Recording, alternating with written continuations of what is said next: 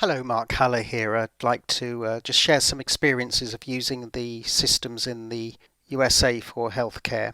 Most people will have an insurance policy provided by their employer.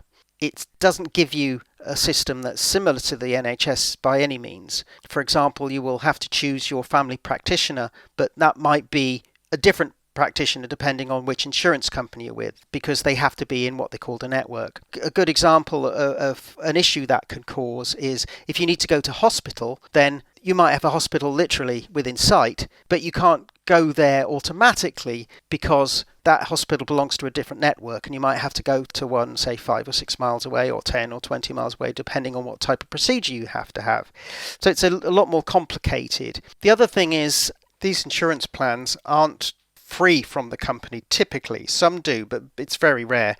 Most times you have to pay, and these costs can be minimum sort of $200-300 a month, but usually it's double that. Also, when you go to your doctor, that trip might cost you $200, but you may have to pay 20% of that. It's called a co-pay. So it's a bit like paying a prescription charge, but on everything that you access in the medical system. So it's a much more complicated system.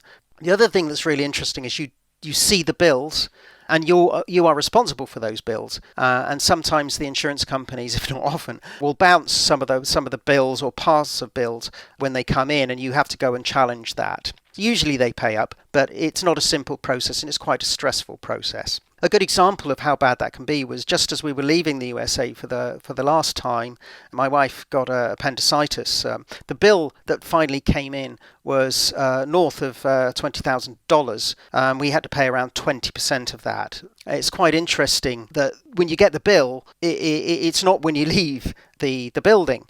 You actually never know what they're going to actually charge you, and you'll get drip-fed bills. You'll get a hotel services hospital bill, you get an anaesthetist bill, you get a bill from the pharmacy, you get a bill from the surgeon, and many, many more. And it was actually quite some months before those bills stopped coming in. So remember, we have one of the best, most affordable, most efficient, highly rated health services in the world. We are on the path of losing it.